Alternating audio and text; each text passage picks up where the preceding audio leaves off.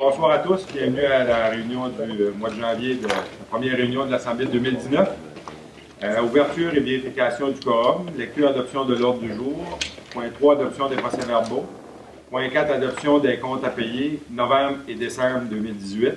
Point 5, correspondance. À 5 points, autres points d'information, les procès-verbaux du comité de sécurité publique. 6, administration, adoption de la résolution établissant la répartition des codes forts de la MRC de Bonaventure pour l'année 2019. 6.2, adoption du règlement 2019-2 sur la gestion contractuelle, abrogeant le règlement sur la politique de gestion contractuelle présentement en vigueur. 6.3, adoption de la résolution programme d'aide à l'élaboration du réseau local 2018. 6.4, adoption du contrat de travail de Mme Myriam Desrosiers, coordonnatrice pour le programme de l'aménagement durable des forêts pour 2018-2021. 7, aménagement. 8, forêt. 9, développement économique, social et communautaire. 10, à autres points, on rajouterait demande d'aide financière pour une ressource pour le développement social, agente de concertation. Après ça, une modification pour la date de la réunion du mois de février pour l'Assemblée. Après ça, présentation de la nouvelle image de la MRC. Un petit point sur la rencontre avec la ministre régionale. Après ça, un point sur l'agent de revitalisation, la démission de Mme Jennifer Hayes. Varion, on va le laisser ouvert si vous avez d'autres points. Période de questions et clôture de l'Assemblée. Je vais proposer quelques minutes. Ouais.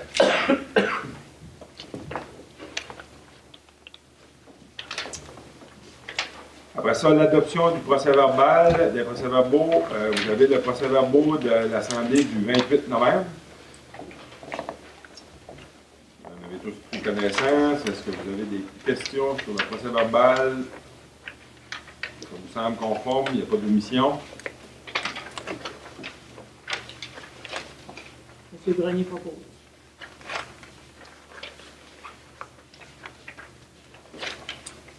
Après ça, il y avait eu un exécutif le 10 de décembre. Vous avez des questions sur l'exécutif du mois de décembre? Oui. Oui. Ouais. 4, adoption des comptes à payer pour le mois de novembre et décembre. Pour le mois de novembre, il y en avait au 838 262,46. Et pour le mois de décembre, il y en avait pour 701 495,95. On a fait de la vérification et je vous vois comment ils vont payer nos comptes. Toujours. Est-ce que vous avez des questions sur les comptes à payer? Ça va. Non, ça va. Non, Qui propose? Madame Nard, merci.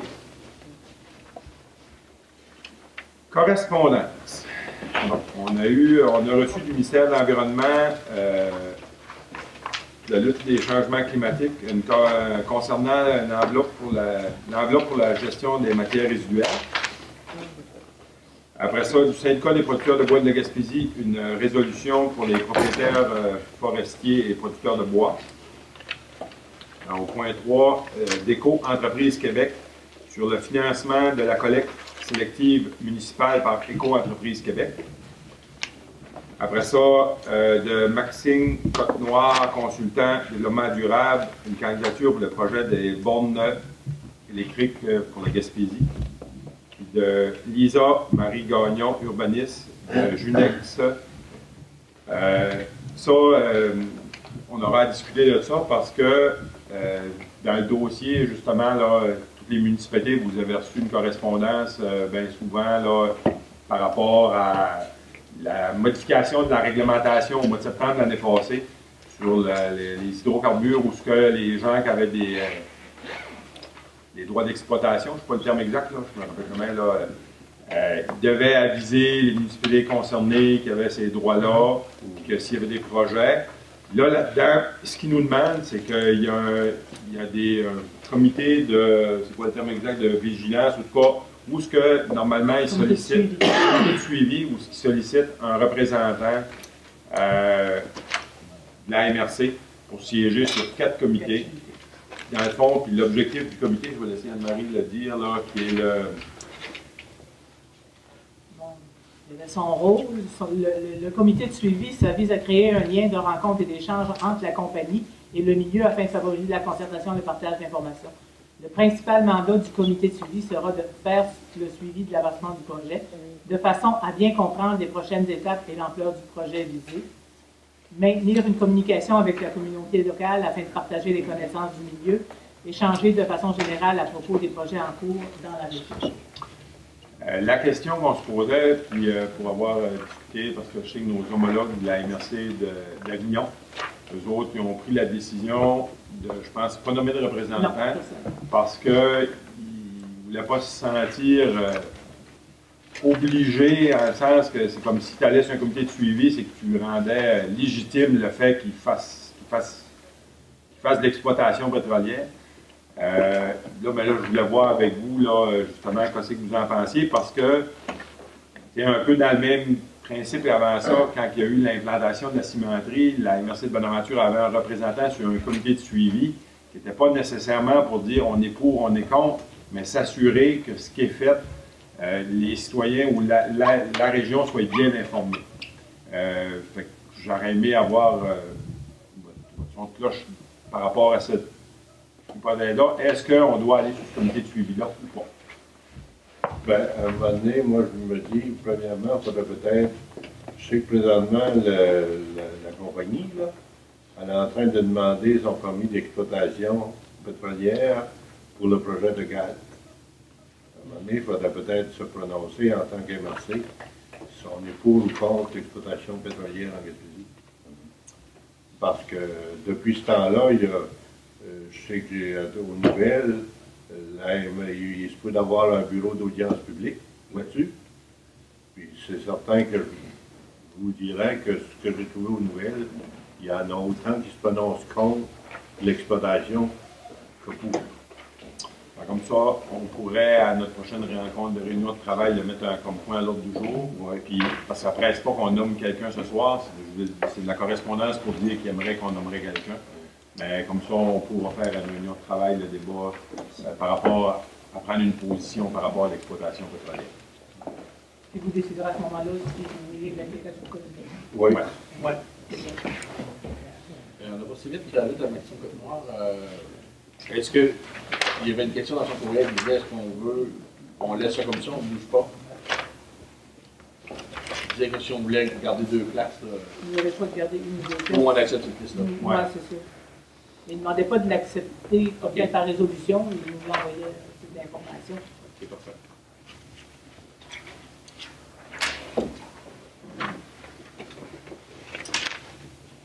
Après ça, ben, on vous a remis le dernier procès-verbal du comité de la sécurité publique, à titre d'information. Au point 6, administration, 6.1. C'est une résolution pour, on a adopté le budget au mois de novembre, il y avait les codes-parts, ça a été envoyé dans vos municipalités.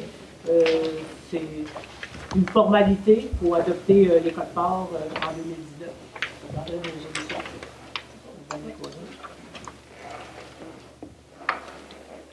6.2, l'adoption du règlement 2019-2 sur la gestion contractuelle, abrogeant le règlement sur la politique de gestion contractuelle présentement en vigueur.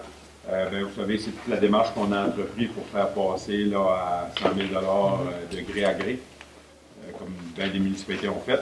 Oui. Et on est dans l'adoption du règlement. Oui, vous avez reçu un projet de règlement à la réunion du mois de novembre, vous avez donné un avis de motion, alors on devra adopter le règlement aujourd'hui. Je propose de...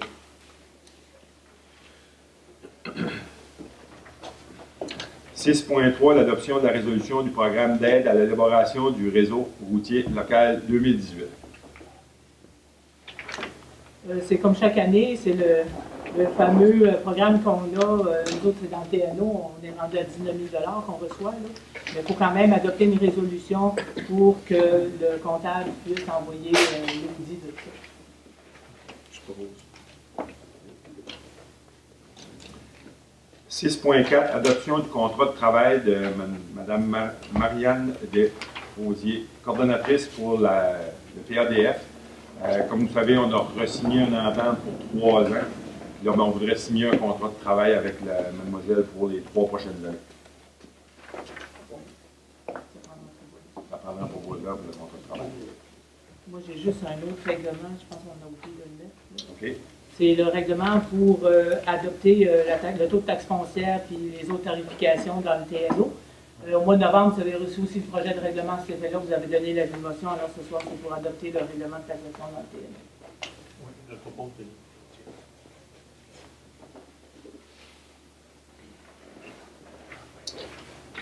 7, aménagement.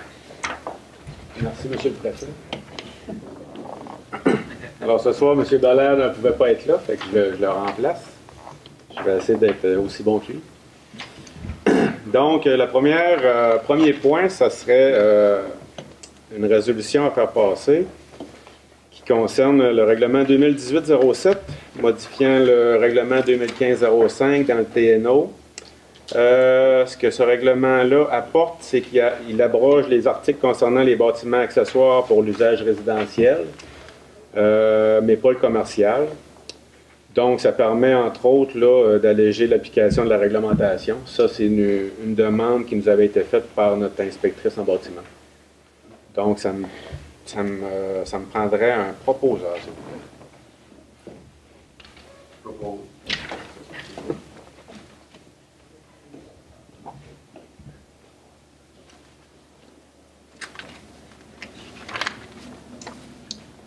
Le deuxième point, c'est concernant la résolution, l'adoption du règlement 2018-08, modifiant le schéma d'aménagement.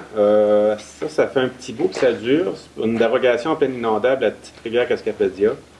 Sauf qu'il nous manque encore un document à recevoir de l'arpenteur géomètre. Donc, on va reporter l'adoption de cette résolution encore une fois.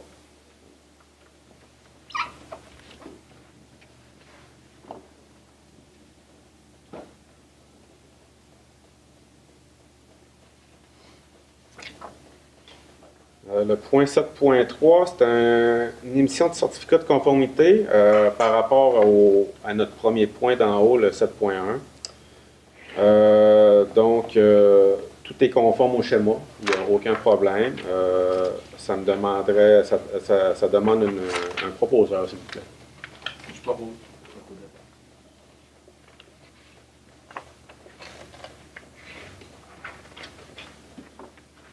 Le point 7.4, c'est une émission de certificat de conformité concernant le règlement numéro 2016-471 de la ville de Passepébiac. C'est des ajouts d'usage dans les zones 204 RE et 273-P. Ça me prendrait un proposeur, s'il vous plaît. Je propose.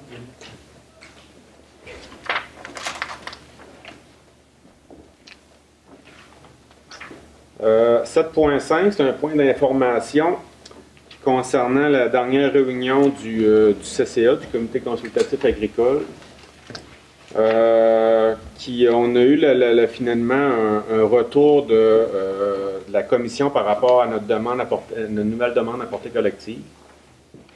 Ça a été présenté au CCA. Finalement, il y a des ajustements au niveau de la cartographie qui ont accepté. Il y a d'autres choses qui ont refusé. On devait passer une résolution ce soir, mais qui va être... on va attendre au mois de février avant de la passer. Ce qui est prévu, c'est qu'on va remettre ça à une réunion du comité de travail du mois de février, pour l'étudier, pour adopter au mois de février. Exactement. Parfait. Le 7.6 est remis en février. C'est ça. Au point 7.7, c'est la nomination et ou renouvellement du mandat des membres du CCA, de la MRC de Bonaventure. Ceux qui seraient intéressés à savoir qui est maintenant sur le CCA, je vais vous dire ça. Denis puis M. Gérard Parlier. Oui, ben dans le fond, si je nomme tous les membres, là, il y a M. Denis Gauthier, M. Gérard Parlier, M. Willy Bod, Mme Carole Chartier, M. Simon Babin et M. Paul Léger d'Arsenault. Est-ce qu'il faut toutes les renommer? Oui. OK. Oui, c'est ça, exactement. Est-ce que les maires concernés, vous êtes toujours intéressés à siéger dessus? Oui. Oui. Oui. Parfait.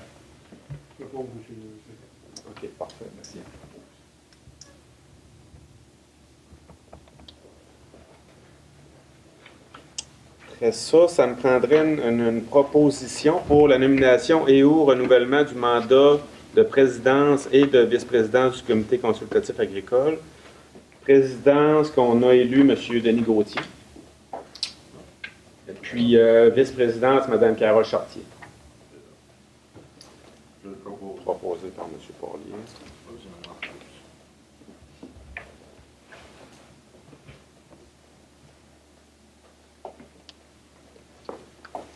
Après ça, la résolution sur l'avis du dossier 422-080 une demande que la ville de New Richmond a fait à la commission de territoire de protection agricole.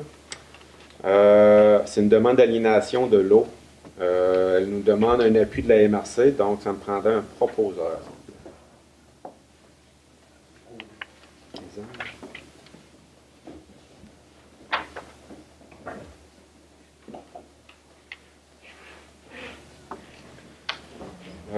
Le 7.9.1, dossier 420-312 de la commission, c'est une demande de la ville de Bonaventure pour une utilisation autre qu'agricole pour la mise aux normes d'une conduite d'alimentation en eau potable.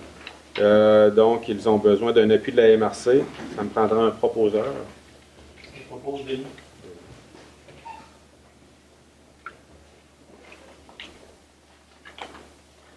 Après, bon, on tombe dans des points d'information. Le 7.10,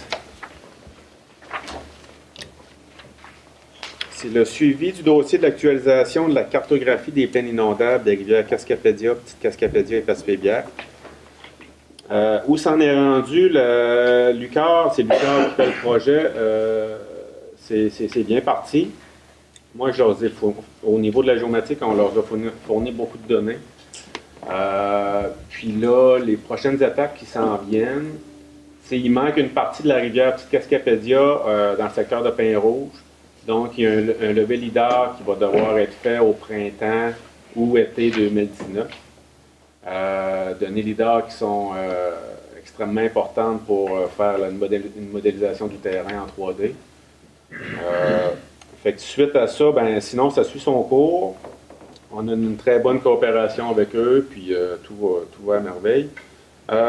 Concernant les municipalités touchées par ces rivières, on avait déjà demandé de passer le message dans vos journaux municipaux concernant si des personnes avaient des photos, des choses, des inondations et autres. On a déjà commencé le projet. Okay. Nous aussi, ça a été fait. Parfait, parfait. Fait que peut-être juste, en tout cas, peut-être juste le ramener des fois, plus qu'on va en avoir, mieux ça va être pour l'UQAR. Fait que le 7.10, c'était ça. 7.11, suivi du dossier des OGATMIN et autres. Concernant les OGATMIN, notre carte avait été déposée le 28 novembre ici, au conseil de la MRC, pour la demande de suspension temporaire d'émissions de baux. Ça est rentré en fonction le 5 décembre 2018. Donc, pour 6 mois, il n'y a aucun nouveau baux minier qui va être émis par le ministère. Entre-temps, nous, là, on est en démarche pour un document justificatif, finalement, de tout ce qu'on a demandé, le territoire incompatible à l'activité minière. On travaille là-dessus présentement. Chose qui va vous être là, montrée là, au fil des mois. Tout ça dans le but de faire une modification du schéma en bout de ligne pour intégrer les territoires qui sont incompatibles à l'activité minière. Par la suite, ben c'est ça. Là, concernant les autres, les OGAT hydrocarbures, on n'a pas de nouvelles depuis l'automne 2018. Puis, développement durable et milieu de vie, c'est pareil, on n'a pas de nouvelles depuis le changement de gouvernement, on n'a pas eu d'autres nouvelles.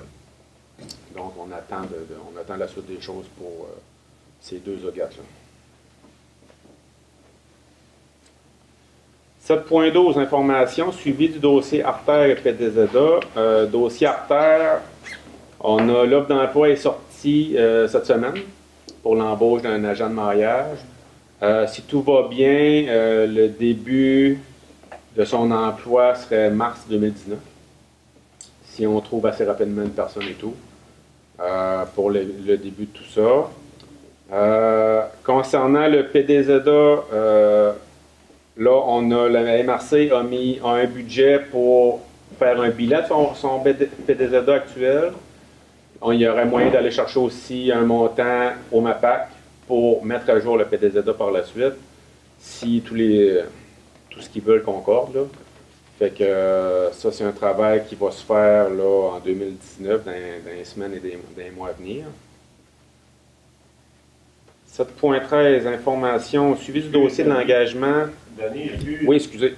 pour le montant qu'on a obtenu du MAPAC, Oui. est-ce qu'on doit déposer une demande? Ben, avant, nous, il faut faire un travail. OK. Oui, c'est ça. C'est exactement ça. Parce qu'eux, il y a quand même des paramètres à respecter pour faire la demande. OK. Fait qu'il faut rencontrer certains critères avec notre PDZA actuel pour faire la demande par la suite. C'est ça. Avant d'appliquer ce programme, il y a un travail à faire. C'est ça, exactement.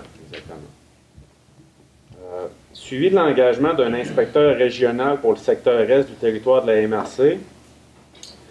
Ça, il y avait eu des entrevues avant les fêtes. Finalement, ça n'a rien donné parce que la personne qu'on avait ciblée a décidé Bon, on pensait qu'elle allait vouloir, finalement, elle a refusé. Donc, pour l'instant, c'est sur la glace. Les municipalités, en tout cas, qui sont toujours intéressées, ça serait peut-être se rencontrer, voir la suite des choses. Sinon, pour l'instant, ben, c'est ça, il n'y a pas de nouveau là, pour ce point-là au niveau des municipalités de l'Est. Plans régionaux des milieux humides et hydriques, 7.14, ça on en a déjà parlé. C'est avec la loi de conservation des milieux humides et hydriques. Encore là, on a jusqu'en 2022 pour le faire, mais plutôt qu'on va commencer, mieux ça va être. Ça, la MRC, on va travailler en étroite collaboration avec le Conseil de l'eau Sud. Puis tout organisme, là, bassin versant et autres, là, qui peut rentrer en ligne de compte dans ce dossier-là.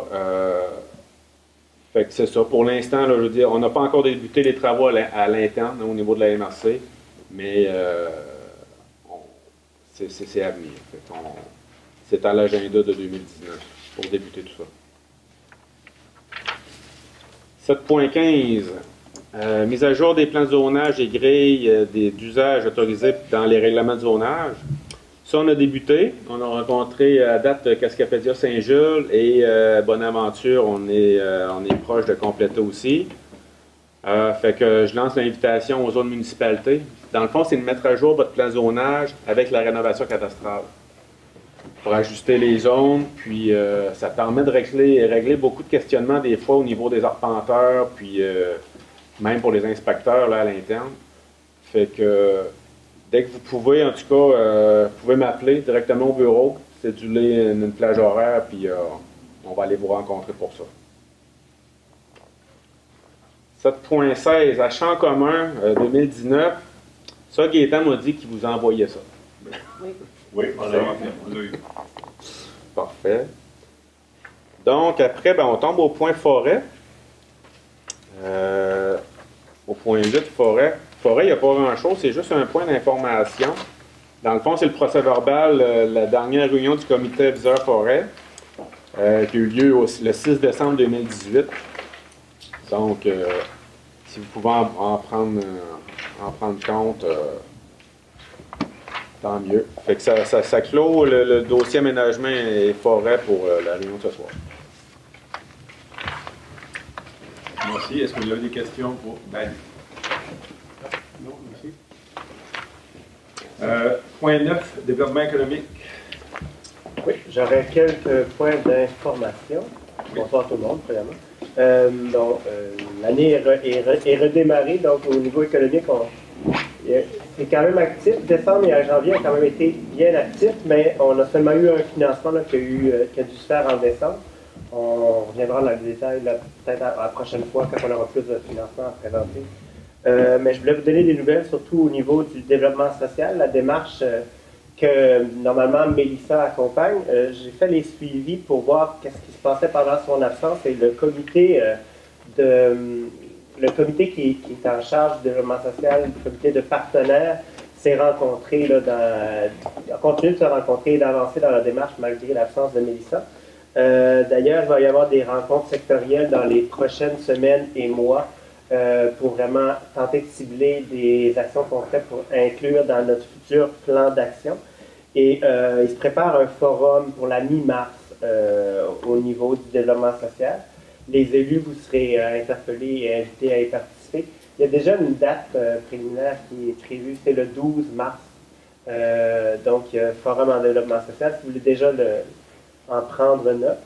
Et dernier petit point d'information, je ne sais pas si ça avait été mentionné lors de la dernière rencontre, mais en novembre dernier, le réseau de mentorat d'affaires de la Gaspésie-des-Îles a été reconnu au niveau national pour son apport particulier à l'avancement du mentorat pour entrepreneurs dans la province. Fait que je voulais le mentionner parce qu'on avait quand même plusieurs de nos mentors de la Baie des Chaleurs qui étaient présents là, pour recevoir le prix là-bas. Donc, ça c'est tout pour le développement économique, à moins que vous ayez des questions. Question, le forum de développement social, ça a déjà eu lieu. C'est une suite, là, c'est vraiment pour placer les actions dans le futur plan de communauté, en lien là, avec vraiment l'alliance, l'argent qu'on attend là, au niveau du développement social. C'est ça, à l'autre, dans le point d'hiver, là, on a une résolution pour régler la problématique au niveau d'avoir une ressource. Ouais. Parce que là, il va y avoir du financement, c'est la première étape. Faire le lien, c'est qu'on a une demande financière à faire par le phare pour que chaque MRC engage une ressource au niveau local pour faire les suivis de nos plans. Puis, c'est à vos choix, par information pour ma part, là, si je dois faire un suivi, l'embauche aurait lieu, on voit une embauche quand pour une ressource au niveau du développement social? Oui. C'est que là, présentement, ce soir, on va adopter une résolution qu'on va déposer une demande au phare. Cette résolution-là, ça va être adopté par les autres MRC. On est les 5 MRC qui font la même action. Fait que la première chose, c'est qu'on demande l'aide au phare. Puis, ce serait pour une agente de concertation pour les 3 prochaines années par rapport à l'Alliance. Mais c'est pas avant le mois de juin. Il faut qu'on ait le OK du phare. Après ça, l'Alliance mettait des sous, puis la MRC en mettait aussi. Fait qu'on dépose une demande. C'est sûr que le financement de l'Alliance est pour le budget à partir du mois d'avril. Là, présentement, au niveau de la table des préfets, il nous restait de l'argent pour financer certains organismes au niveau de la Gaspésie pour du 1er janvier jusqu'au 31 mars. Ça a été reconduit, oui. C'est qu'on a distribué, là, il a fallu, c'est moi et le préfet d'Avignon qui avait été désigné avec le coordonnateur de la table des préfets pour justement aider. On n'avait pas à choisir les projets parce que c'était des projets qui avaient déjà eu du financement dans l'année 2018, mais qui n'avaient pas assez pour se rendre jusqu'au mois de mars. Il y avait 14 organismes qui étaient admissibles à avoir des sous. Là, nous, on avait une enveloppe à répartir. On a été capable de financer la majorité des organismes pour qu'ils puissent se rendre jusqu'à la fin mars, le temps que la nouvelle argent arrive. Parfait. Ça vous va? Si vous n'avez pas d'autres questions, on serait justement rendu au point 10, demande d'aide financière pour le phare, pour la ressource en développement social, agent de concertation. C'est ce qu'on vient de parler justement, qu'on fait une demande. Les projets similaires vont être déposés dans les 4 MRC pour avoir une agence de concertation pour assurer le suivi de l'Alliance. Ce serait pour 3 ans. Ce serait ce soir une résolution qu'on dépose une demande au phare. Qui propose? Après ça, il faudrait modifier notre calendrier de réunion. Vous savez, on avait adopté au mois de novembre notre calendrier de réunion. On avait une réunion de cédulée pour le 20 février. On la déplacerait au 27. Puis mettez tout de suite à votre agenda qu'on va avoir une réunion de travail le 26 février.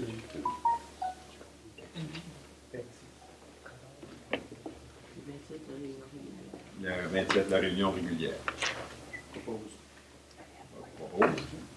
Ouais.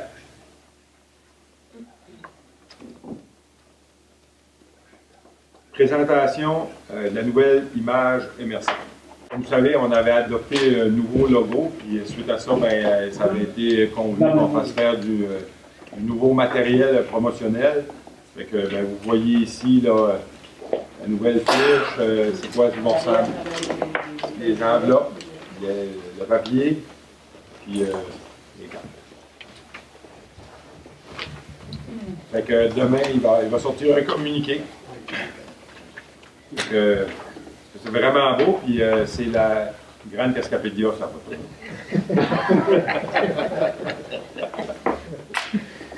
Je sais pas où exactement, maire, pouvez-vous nous dire? C'est les chalets, là, des chalets. Un toit rouge et un toit vert. Ils m'ont dit que c'était à Saint-Jules. Après ça, un point d'information, on a reçu une lettre des villes concernées par rapport à notre agent de revitalisation qui a démissionné pour la date du fin février. Oui. Les municipalités concernées qui sont les 4 municipalités de l'Est, Noucarlaï et Cascapédia-Saint-Jules, il y a 6 municipalités, ont reçu une proposition parce que je comprends que Mme Jennifer a offert aux municipalités de rester comme agente, que si vous avez des projets, que vous pourriez l'engager directement. Nous, ce qu'on proposerait au conseil des maires ce soir, ce serait d'adopter une résolution, pas sur le fait qu'elle démissionne, là, mais sur le fait que nous, dans le budget de la MRC, on soutenait ce projet-là à la hauteur de 30 %, qui donnait un maximum, l'équivalent d'à peu près 2 000 $ par municipalité. Fait que ce que je vous proposerais, c'est que, vu qu'on l'a déjà au budget, que s'il y a des municipalités qui font affaire avec l'agence de revitalisation pour des projets, c'est qu'on pourrait soutenir jusqu'à la hauteur de 30 % le financement jusqu'à un maximum de 2 000 $ par municipalité. On avait déjà l'argent au budget. Ça permettrait aux municipalités que si vous avez des projets au niveau du développement et que vous avez besoin d'une ressource pour vous soutenir, bien, on pourrait continuer à vous supporter pour la prochaine année, vu qu'on avait déjà cet argent-là au budget. Fait que si vous êtes d'accord, bien, on pourrait adopter cette résolution-là. Ça n'a aucun impact sur le budget parce qu'on avait déjà l'argent. Êtes-vous intéressé à continuer à travailler avec comme Oui, consultant? elle était une bonne ressource pour nous autres. Nous autres aussi. Ouais. Oui, je pense que tout le monde. OK. Elle nous a déjà fait part comme quoi qu'elle allait continuer à travailler avec nous autres s'il y avait des projets spéciaux, ben donc on faisait la demande. Je comprends que c'est qu'au lieu qu'elle soit employée de la MRC, elle va devenir comme contractuelle une ressource qui va faire affaire avec les municipalités. Mais elle va avoir un œil ouvert quand même sur les municipalités. La presse, c'est ça un peu. Là.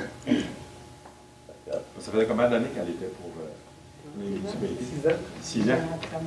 Je me demande, M. le Préfet, Mélissa, Mme Bélanger, est-ce qu'elle elle est agente de revitalisation pour les autres municipalités ou... Non, elle c'est pas ça. Non, C'est c'est pas parce ça. qu'on recevait des communiqués là, qui étaient presque pareils que Mme Mélissa. Elle est agente ouverte. OK. Elle gère au niveau de notre fonds, le fonds de développement des territoires. Mais ça ce job-là continue pour l'ensemble des municipalités. Ou c'était plus un projet spécifique pour les communautés anglophones digitalisées pour essayer d'aller soutenir plus concrètement dans votre développement directement à hauteur de vos municipalités. Ça, je comprends que Mme je comprends que c'est un choix personnel qui appartient, qu'elle a justifié dans la lettre qu'elle vous a envoyée et qu'on a reçue à la MRC, mais qui a quand même un intérêt pour le développement économique. On comprend que ces nouvelles tâches, tout ce qu'elle a comme responsabilité, elle ne pouvait plus mettre autant de tact, mais elle veut quand même rester pour s'il y a des municipalités qui ont des projets ponctuels. C'est pour ça que, après avoir discuté avec Anne-Marie, je pense qu'on devrait quand même soutenir les municipalités à la hauteur de ce qu'on mettait pour l'ensemble du projet. Vu que le montant était déjà budgété, ça ne veut pas dire qu'on les municipalités, vous allez le prendre, mais on vous l'a. Est-ce que le montant qu'on débourse ou qu'on a déboursé à la MRC... Non, il tombe. ce montant-là, on ne met plus dans le budget. Là. Non, vous allez pouvoir vous en servir pour faire le même travail, mais là, vous allez choisir directement si vous voulez le faire avec Mme. De toute façon, vous avez reçu votre facture de code-part.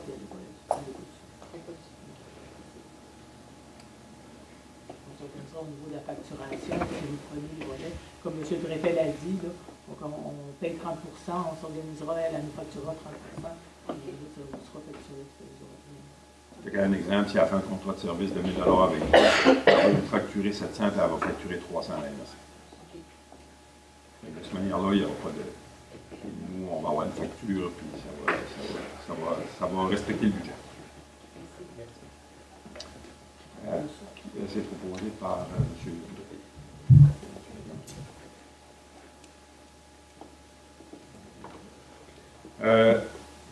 Merci. On serait rendu à la période de questions.